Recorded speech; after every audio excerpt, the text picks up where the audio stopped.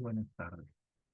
Nosotros estamos estudiando el libro de Jeremías. Hoy es el primer estudio que hacemos de este libro, que tiene varios capítulos y como lo hicimos anteriormente, estamos estudiando dos de ellos por día.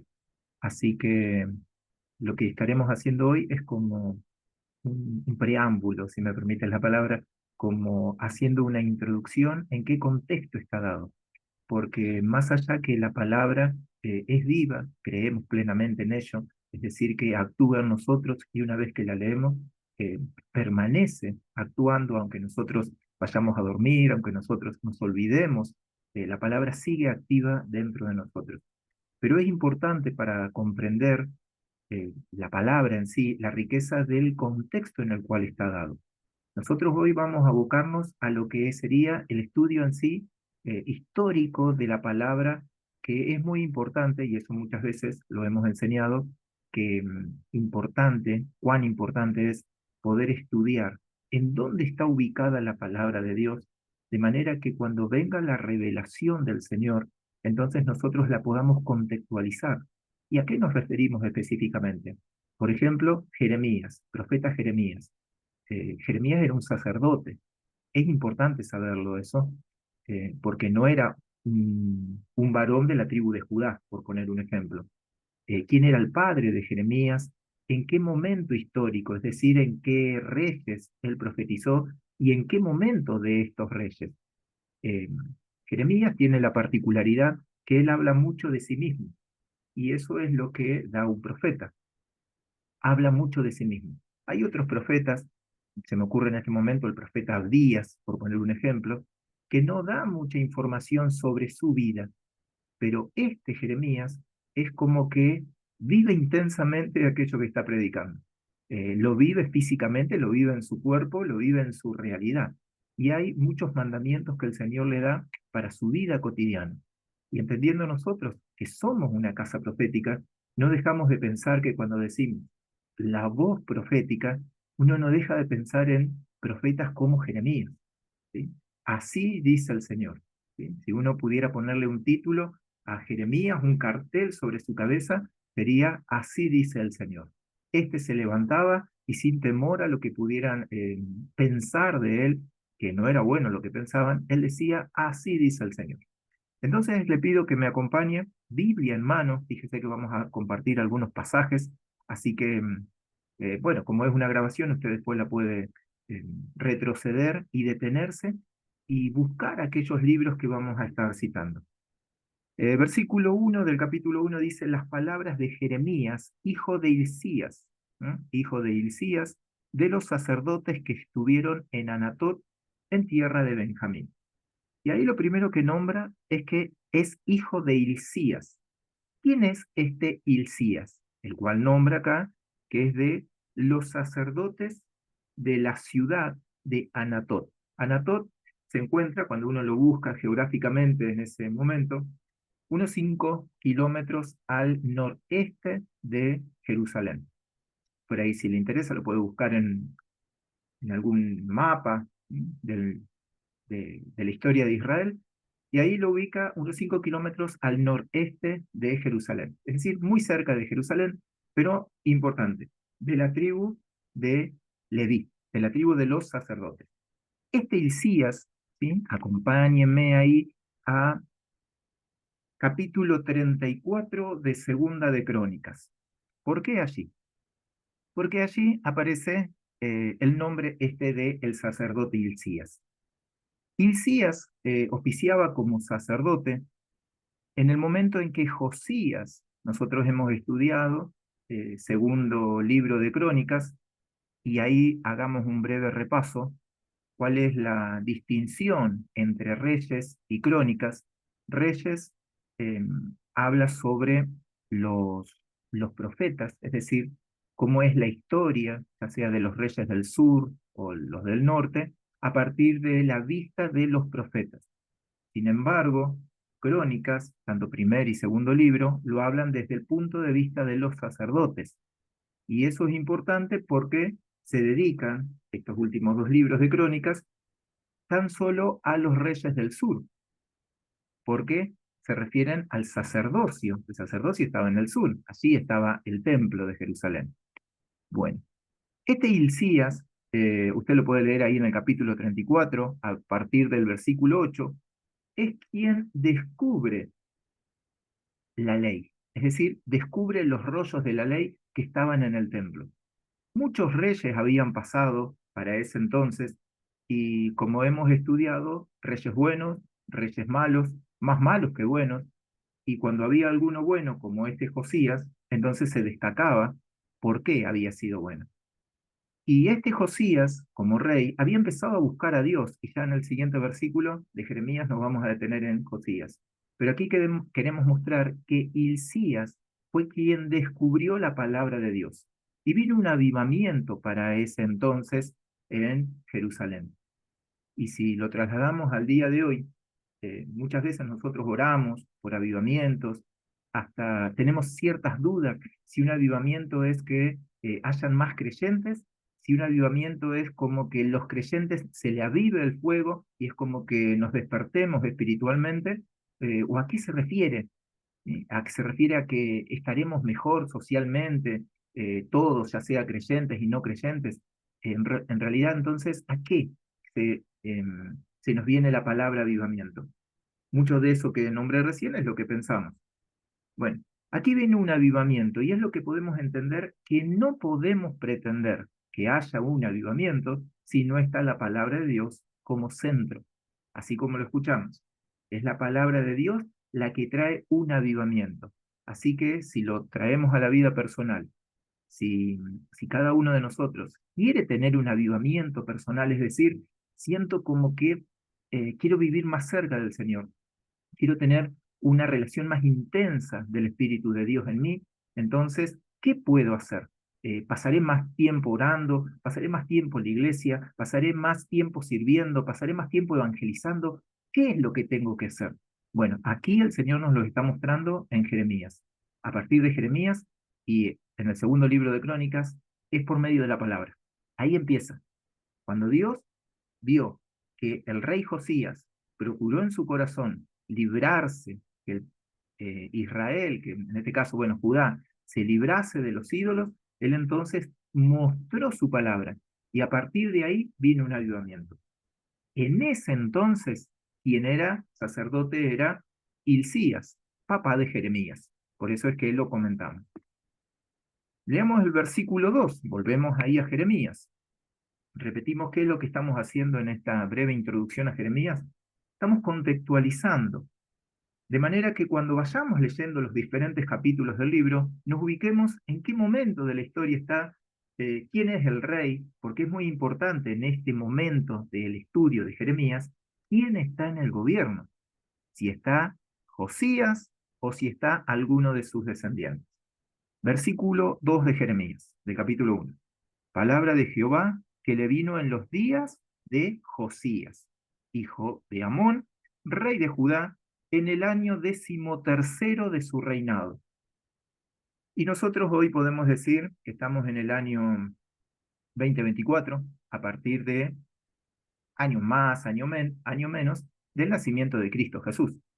Pero en el momento en el cual fue escrita la Biblia, no se contaba como hoy lo contamos nosotros, a partir de un suceso como es el nacimiento de Jesús, sino que se contaba a partir de los años de los reyes, a partir de que un año en el que el rey llegaba al trono, entonces ese sería el año 0. Por eso se va diciendo en el año 5 de tal rey.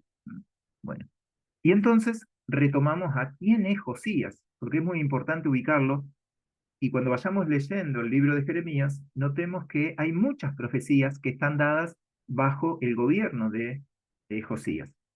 Josías, ahí hacemos un poquito de historia y estoy en segunda de Crónicas, y ya vamos a ver por qué es importante ubicarnos ahí. Nosotros hemos visto hace no mucho tiempo, cuando estuvimos estudiando Isaías, que había un rey muy bueno, que tal vez no terminó tan bien, que era el rey Ezequías, aquel que resistió la invasión de los asirios. Después de este Ezequías, llegó al trono su hijo, ¿sí? Llegó al trono su hijo Manasés, que Manasés fue de lo más terrible que hubo en Jerusalén. de la idolatría que provocó, aunque en sus últimos años, ¿sí?, se arrepintió y fue perdonado. Ahí hay una muestra de la misericordia del Señor. Y luego de este Manasés vino Amón. Este Amón duró en el reino 2 años e inmediatamente asumió su hijo Josías porque este Amón murió. Josías llegó al reino a los 8 años. Y por ahí, una manera de entenderlo es marquemos la vida de Josías. Marquemos los años de Josías como para estudiar la vida de Jeremías. A los 8 años llegó Josías al reinado y estuvo durante 31 años. Es decir, que a los 39 años aproximadamente, Josías falleció.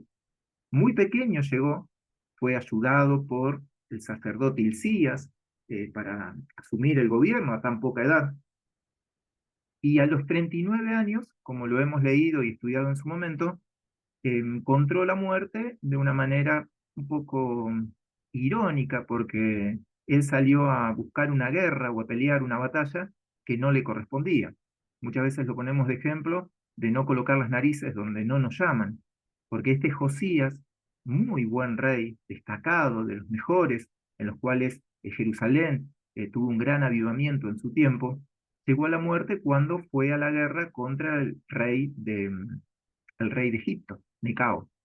Bueno, en una batalla que no le correspondía porque Egipto no iba a pelear con ellos, ¿sí?, sino que se había levantado, iba de paso, ¿sí?, por aquel lugar llamado Meguido. 39 años estuvo Josías en el gobierno. Durante ese tiempo profetizó eh, Jeremías, y fueron buenos tiempos. Entonces eso es importante cuando leemos los capítulos de Jeremías. ¿En qué momento? Vamos a ver que hay varios versículos que dicen palabra que vino en los tiempos del rey Josías. Entonces uno tiene que entender que son buenos tiempos esos, porque los demás fueron muy malos. Y me imaginaba cuando uno veía la vida de Jeremías, no sé si ustedes han tenido la oportunidad, capaz que recientemente, de visitar algún parque de diversiones y en el parque de diversiones subirse a la montaña rusa. La montaña rusa es muy particular. Una sola vez me subí y esto es lo que quiero comentar. Cuando uno va en ascenso es como que siente como que va bien, todo va bien, ¿sí? Hay algún revuelo en el estómago hasta que llega a la cima. Así fue el tiempo del rey Josías. Pero cuando empezó a descender desde allá, desde la cima, Jerusalén cayó en picada.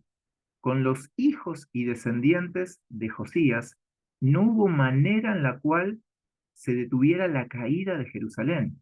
Venía con cada vez mayor velocidad hacia el desastre.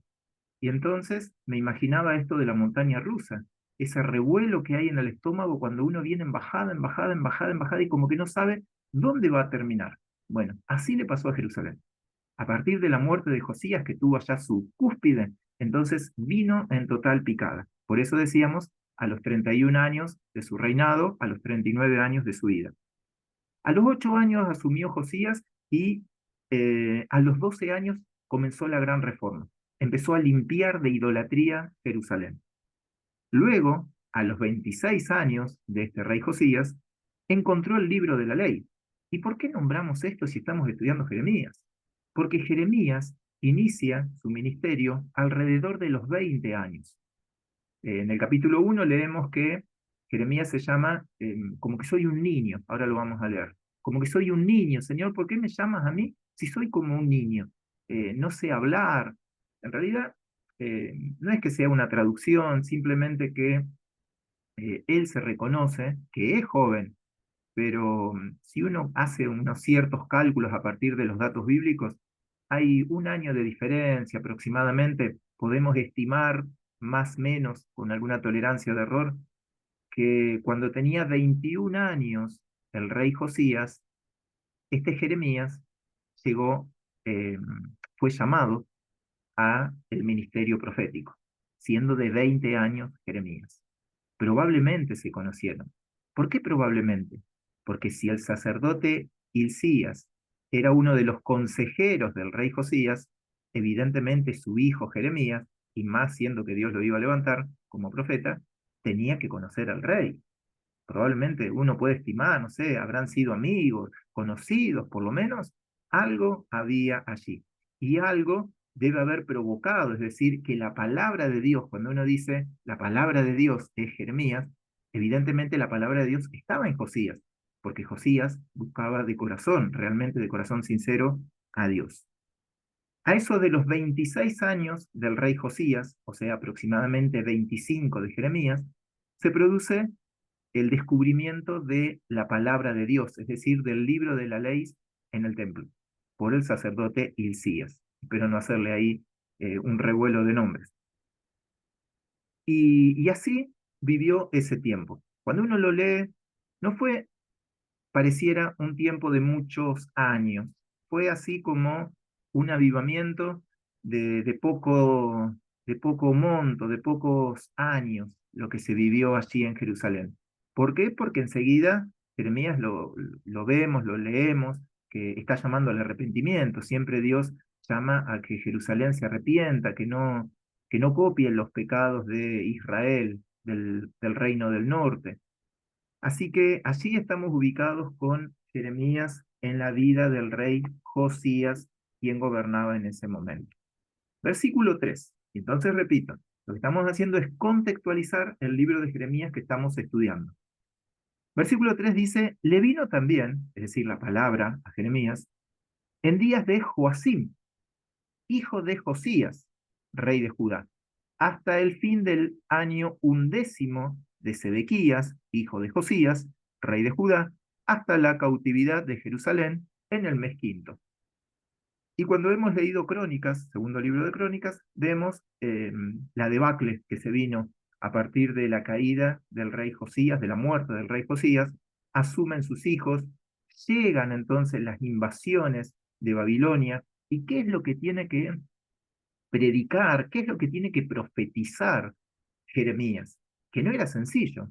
Él decía, se tiene que arrepentir Jerusalén y tienen que entregarse a Babilonia, tienen que entregarse, someterse. Y uno puede decir, pero ¿cómo viene un profeta de Dios a decirme que nosotros nos sometamos? Siempre Dios habla de victoria y que vamos a resistirnos. Y eso uno lo podía leer en los profetas anteriores. Sin embargo, Jeremías venía a decir que se tenían que arrepentir y entregar su vida al cautiverio de Babilonia de Nabucodonosor. Estos reyes que nombramos después, los descendientes, es decir, Sedequías, Joacim, todos estos son los que estuvieron en el último tiempo cuando llegaron las invasiones de Babilonia. Nosotros leímos en su momento que hubo tres, ¿sí? Como tres invasiones. La primera en la cual fue llevado cautivo Daniel y sus amigos. La segunda cuando es llevado el rey, cuando es llevado Ezequiel. ¿Mm? Y la tercera, que es cuando se destruye el templo de Jerusalén, cuando Jerusalén se había rebelado contra Babilonia. En todo ese contexto es que habla Jeremías, en todo ese tiempo. Y le da ciertos llamados, que ahí lo hemos leído en esta semana, como por ejemplo, que Jeremías no contrajera matrimonio, porque tenía una misión. No le está diciendo que nunca se case, sino que en ese momento de la historia no contrajera matrimonio en Jerusalén. Y lo mandaba, ¿sí? Lo leemos en los capítulos, lo mandaba a pararse en el templo, donde todos los iban a escuchar, a decirle, arrepiéntanse, arrepiéntanse y sométanse al yugo de Babilonia. Y todos lo escuchaban y decían, este hombre está loco. Por eso lo empezaron a encerrar estos reyes que hemos nombrado, los descendientes de Josías. Claro, ¿qué es lo que está enseñando este hombre? Y dice que es profeta de Dios. Bueno, y una de las recriminaciones es justamente que ellos se creían que eran santos, como que estaba todo bien ante Dios. Bueno, y aquí comienzan las recriminaciones, porque no adoraban a Dios, en realidad se hacían sus propios ídolos, que ahí ya lo vamos a leer en algunos pasajes. Bueno, ahí nos ubicamos entonces un poco en la vida de Jeremías. En el versículo 4 comienza explícitamente el llamado y dice, vino pues palabra de Jehová a mí, es decir, Jeremías, diciendo, antes que te formase en el vientre, te conocí, y antes que naciese, te santifiqué. te di por profeta a las naciones.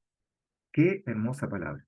Porque muchas veces, no sé si se ha preguntado o ha tenido esa situación con sus hijos, de dónde estábamos nosotros antes de nacer, o dónde estábamos antes de estar en el vientre de nuestra madre. Bueno, y el Señor dice acá muy claramente, antes que te formase en el vientre, te conocí. ¿Sí? Tómelo para usted esa palabra, antes que usted estuviera en el vientre de su madre, el Señor ya le conocía. Ya le conocía, ya sabía para qué lo había llamado. Porque antes que naciese, uno puede inferir acá, cuando estaba en el vientre, ¿sí? O antes, pero antes del parto ya te santifiqué. Es decir, ya te separé, ya te di por misión. Y eso es algo importante que entendemos acá como una casa profética, de saber para qué nos llamó Dios. Es decir, cuál es nuestro destino, que llamamos el destino profético. Es cierto que el Señor me llama a predicar el Evangelio, ir y anunciar la gran comisión, hacer todo aquello que el Señor me ha mandado a hacer. Pero ¿dónde soy bueno? ¿Sí? Soy bueno en todos lados, la verdad no me da el tiempo, no me da el cuerpo, no me da el espacio físico para cumplir en todos los lugares. Entonces, ¿dónde el Señor me ha llamado? A Jeremías lo llamó. ¿A qué? A profetizar. Por eso le dice, te di por profeta a las naciones. Y yo dije, ay Señor Jehová, he aquí, no sé hablar, porque soy un niño. Esto es lo que comentábamos hace un momento. Soy joven, eso es lo que está diciendo. Soy inexperto. La verdad que no sé qué decir, ¿sí? Así como anteriormente hemos podido leer alguno que decía, soy torpe de lengua, o quién soy yo para hablar. Eso está bueno, que lo podamos entender y aplicar a nuestra vida, porque muchas veces cuando creemos que nosotros podemos con nuestras fuerzas hacer algo, y el Señor entonces no nos va a utilizar, porque Él se ha de glorificar justamente en nuestra debilidad, como lo enseña Pablo, el apóstol Pablo. Aquí, él se sintió incapaz de la misión a la cual Dios lo llamaba. Sin embargo, Dios nunca le dejó claudicar de esa misión. Lo mandó a predicar y allá tenía que ir Jeremías. No temas delante de ellos, le dice, porque estoy contigo, estoy para librarte, dice Jehová. Y fíjense qué linda palabra esta. Y extendió Jehová su mano y tocó mi boca. Y me dijo Jehová, he aquí he puesto mis palabras en tu boca. Qué linda oración para poder orarla nosotros, ¿no? Que Señor, toques con tu mano, toques mi boca y que pongas tus palabras en ella. La verdad, si me permite repetirlo, Señor, Señor, pon tu mano en mi boca, santifícame como lo hiciste con Jeremías, y que mis palabras, Señor, sean las tuyas. Es decir, que no haya palabra mía particularmente, sino que aquello que está en tu corazón salga de mis labios. Bueno, así que lo llamó así a Jeremías. Uno puede leer ahí el capítulo, le dice qué es lo que ve. Entonces Jeremías dice, veo un almendro, ¿sí? Yaquet, ¿no? En el hebreo lo nombro yaquet por si tal vez les suena familiar esa palabra. Eso es almendro. ¿Y por qué el almendro? Porque el almendro en esa región de Jerusalén es la primera rama que daba su flor, es decir, la primera que florecía. Entonces, lo que está diciendo justamente es como el versículo 12. Bien has visto porque yo apresuro mi palabra para ponerla por obra. Es decir, inmediatamente, es lo primero. A eso se refiere la figura esta del almendro que tiene en visión. Y del versículo 13 al 19 del capítulo 1 de Jeremías, entonces le vuelve a decir que ve, y ve una olla que hierve, versículo 13, y su faz está hacia el norte. ¿Y qué es lo que está mostrando ahí? Si quiere usted después puede entrar en detalle. Lo que está mostrando es que el ataque del maligno, el ataque, la destrucción de Jerusalén, venía desde el norte. Ya Egipto ya no era problema para ese momento, sino que el problema venía de los caldeos. Y aunque los caldeos uno puede decir que estaban al noreste, ¿sí? Nos ubicamos geográficamente, pero en realidad atacaban por el lado norte, por ahí es donde estaba el camino. ¿Mm? desde allí vendría el ataque a Jerusalén. Ya lo estaba anunciando. Nosotros nos ubicamos acá más o menos cronológicamente, estamos unos 600 años antes de Cristo, estamos unos 10 años, tal vez aproximadamente, antes de la caída de Jerusalén. Allí era donde predicaba este profeta Jeremías. Muy bien. Versículo 17 del capítulo 1. Estamos en el capítulo 1 y repasamos, lo que estamos haciendo es contextualizando lo que vamos a llevar adelante. Le dice el Señor, tú pues ciñe tus lomos, levántate y háblales todo cuanto te mande. No temas delante de ellos, para que no te haga yo quebrantar delante de ellos. ¿Sí? Traducido a nuestro idioma, ponete los pantalones, ¿sí? Ponete el cinto, Jeremías, y no desmayes delante de ellos. Es decir, agarrá coraje porque no te podés echar atrás en lo que vas a decir. No digas que soy un niño porque yo estoy contigo. Eso fue lo que le dijo en pocas palabras el Señor a Jeremías y lo podemos tomar, que es lo que nos dice a nosotros. Entonces, no es fácil hacer la obra de decir, así dice el Señor. Tal vez sea fácil dentro de la congregación, pero cuando estamos afuera de la congregación también hay que decir, así dice el Señor, y no siempre estaría fácil. Sin embargo, el Señor nos dice, ponte los pantalones, cíñete los lomos, es decir, toma coraje, toma fuerza, porque yo estoy contigo y no te haré quebrantar delante de ellos. Así avanzamos capítulo 2. Y acá en el capítulo 2, ¿sí? Vamos haciendo un breve recuento. Si me acompaña ahí el versículo 13, comienza la recriminación de Dios hacia Jerusalén por medio de su boca, que es en este momento profeta Jeremías. Capítulo 2, versículo 13. Porque dos males ha hecho mi pueblo.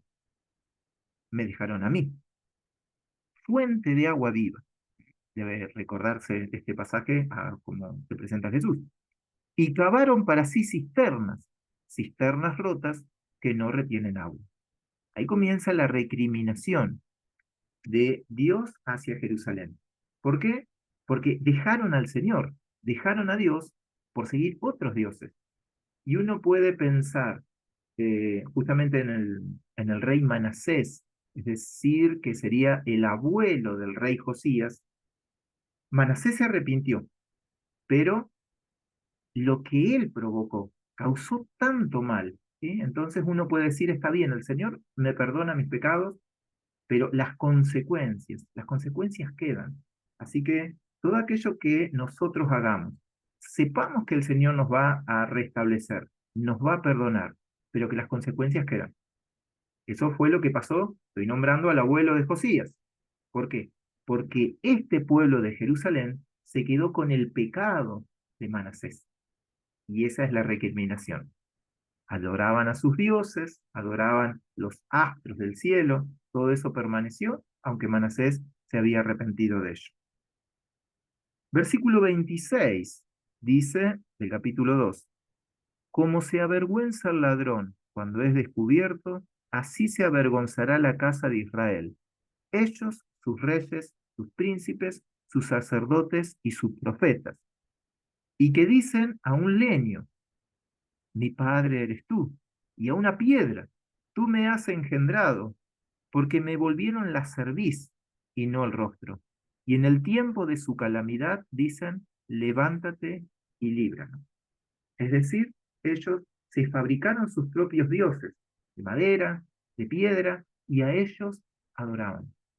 Esa era la recriminación que Dios le estaba dando por medio del profeta Jeremías. Avanzamos un poquito ahí en la lectura. Israel decide no avergonzarse. Israel toma la decisión, ¿sí? Como pueblo. Y aquí es lo importante cuando el Señor lo muestra a partir de su palabra, que Dios ve un pueblo. Es decir, Dios no ve como iglesia, Dios no ve como congregación.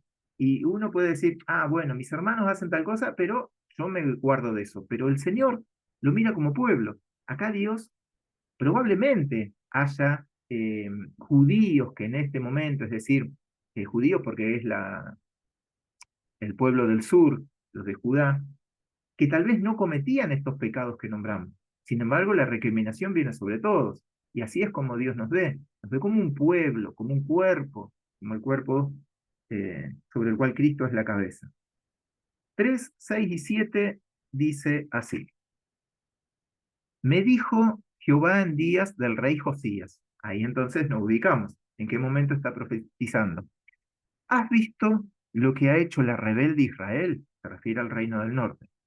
Ella se va sobre todo monte alto y debajo de todo árbol frondoso y allí fornica.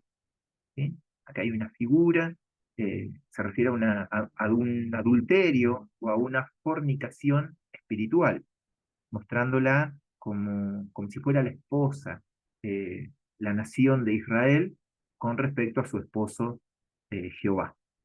Versículo 7. Y dije, después de hacer todo esto, se volverá a mí, pero no se volvió. Y lo vio su hermana, la rebelde Judá, y ahí nombra el reino del sur. Ella vio que por haber fornicado, la rebelde Israel, yo le había despedido y dado carta de repudio. ¿Sí? Vuelve otra vez a la figura del esposo y la esposa con respecto a Dios e Israel, la nación. Pero no tuvo temor la rebelde Judá, su hermana. ¿Sí? Recuerden que la recriminación es hacia Judá. Israel ya para ese entonces había caído en el año 722 a.C. Eh, sino que también fue ella y fornicó. Es decir, eh, se entregó espiritualmente a los dioses.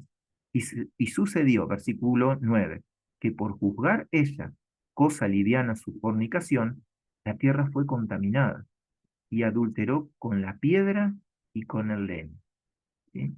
Qué, qué hermosa figura y qué también, qué triste historia de cómo muestra que el pueblo de Israel y también el pueblo del sur, el pueblo de Judá, dejó a Dios, porque se fabricaron sus propios dioses, crearon sus propios dioses de la madera, del leño, de las piedras, y a ellos se inclinaron. Y a Dios le mostraron la cerviz, es decir, le dieron la espalda. Eh, si avanzamos un poquito entonces ahí en la lectura, comienza la recriminación y el llamado al arrepentimiento, pero Judá nada quiere saber. Avancemos un poquito y ahí damos un paso, un paso alto, un paso largo. Capítulo 6 de Jeremías, vamos al versículo 16. 16 dice, así dijo Jehová, paraos en los caminos y mirad, y preguntad por las sendas antiguas, cuál sea el buen camino, y andad por él, y hallaréis descanso para vuestra alma. Mas dijeron, no andaremos. Fíjense que Dios ahí a más de uno nos está hablando y nos está diciendo la manera en la cual nosotros tenemos que actuar. Nos está diciendo, paraos en los caminos, o sea, detente. Y mirad, y preguntad por las sendas antiguas. ¿Cuáles son las sendas antiguas? Las sendas antiguas son los caminos por los cuales el pueblo de Israel conoció a Dios. Permítame acá irnos a el libro de Cantares. Esto lo estuvimos estudiando hace no mucho tiempo y hay un versículo que se refiere a este pasaje. Cantares, capítulo 1, versículos 7 y 8. Dice así. Hazme saber, oh tú a quien ama mi alma, ¿dónde apacientas? ¿Dónde cesteas al mediodía?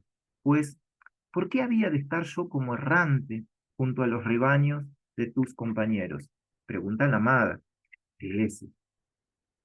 Si tú no lo sabes, oh hermosa entre las mujeres, ve y sigue las huellas del rebaño y apacienta tus cabritas junto a las cabañas de los pastores. Es hermosa esa figura porque le está diciendo, sigue las huellas del rebaño. Cuando uno profundiza un poquito ahí la lectura y el estudio, se refiere a sigue las huellas del calcañar. Usted lo puede investigar si quiere ahí, eso está escrito en el hebreo. Las huellas del calcañar. Y cuando uno dice calcañar, no deja de pensar en Jacob. ¿Sí? Jacob que salió tomado del calcañar de su hermano Esaú.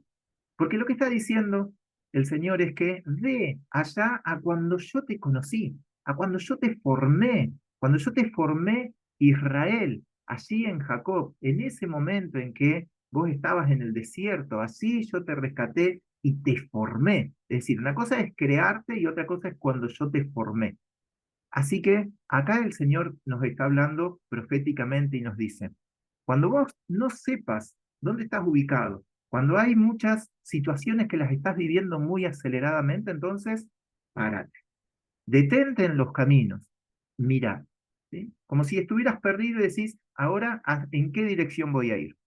Preguntad, ¿a quién le vas a preguntar? Le has de preguntar al Señor, que Él es el camino, es Él quien dirige tu senda. Preguntad por las sendas antiguas, es decir, ¿dónde yo te conocí, Señor? ¿Dónde te he conocido? A partir de la palabra del Señor.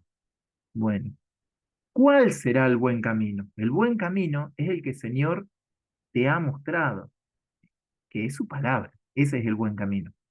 Y una vez que entonces, de todas esas posibilidades que tengas para seguir, elige el buen camino y andad por él.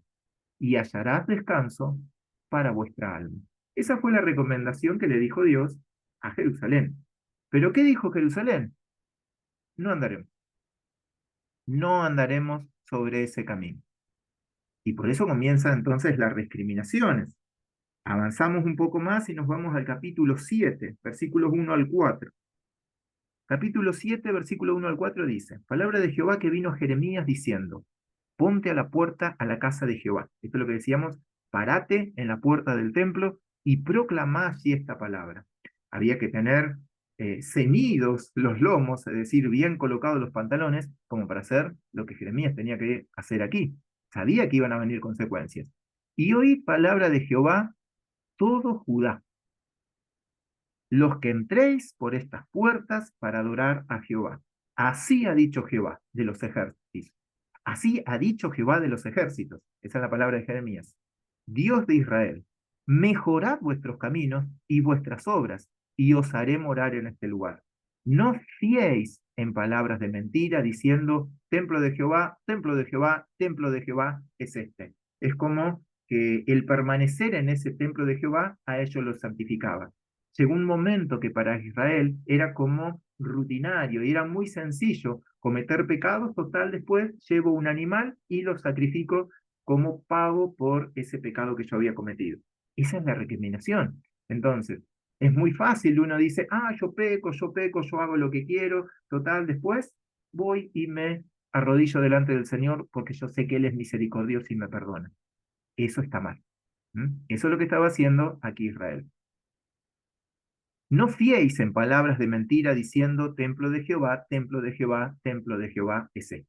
Eso es lo que decía el pueblo de Jerusalén. Eh, y ahí avanzamos un poquito. Ahí permítame saltar un poco del capítulo 7 y llegar al capítulo, capítulo 13. ¿Sí? Estamos acá llegando casi al final, entonces hay varios capítulos importantes para leer, pero había uno que les quería mostrar, por eso me voy a saltar varios versículos. Hay lindas historias acá que yo me estoy saltando por una cuestión de tiempo, es que nos detenemos en alguna de ellas. Capítulo 13 dice, así me dijo Jehová, ve y cómprate un cinto de lino y cíñelo sobre tus lomos y no lo metas en agua. Para aquellos lectores de la Biblia, eh, es conocido este pasaje. Y compré el cinto conforme a la palabra de Jehová y lo puse sobre mis lomos. Vino a mí, segunda, vino a mí, segunda vez palabra de Jehová diciendo, toma el cinto que compraste, que está sobre tus lomos, y levántate y vete al Éufrates, y escóndelo allá en la hendidura de una peña. Uno lee el pasaje acá y dice, bueno, se levantó, salió de Jerusalén y se fue al río Éufrates. Pero cuando uno ve el mapa, dice, no sé si se lo había preguntado alguna vez, ¿a qué distancia está? ¿Qué distancia hay entre Jerusalén y el Éufrates? Mírelo, le doy ahí un tiempito como para que lo busque en el mapa antiguo, incluso en el mapa actual. ¿Qué distancia hay? Hay aproximadamente unos 860 kilómetros. Sí, sí, sí, lo escuchó bien. Unos 860 kilómetros entre Jerusalén y el río Éufrates. Si se quiere imaginar, ¿qué hay a 800 kilómetros de acá, de Neuquén? Eh, 800 kilómetros, eh, Monte Hermoso, ¿sí? Si nos ubicamos geográficamente, Monte Hermoso está a más o menos 860 kilómetros de acá de Neuquén. Jeremías no tenía medios de movilidad, ni siquiera un caballo tenía. Él caminó, él fue caminando. Y si uno hace la cuenta, no sé si lo sabía, pero más o menos la velocidad de una persona es de 5 kilómetros por hora. Cuenta más, cuenta menos. Caminaremos 30 kilómetros por día, todos los días. Un mes, un mes de camino era el que tenía que hacer Jeremías cuando le dijo, levántate de Jerusalén y con ese cinto anda al río Éufrates y allí escóndelo debajo de una peña, de una, allá en la hendidura de una peña, en la hendidura de una piedra. Bueno, a 800 kilómetros, un mes de viaje con todo lo que podía acarrear, es decir, eh, con todo el peligro que eso acarreaba.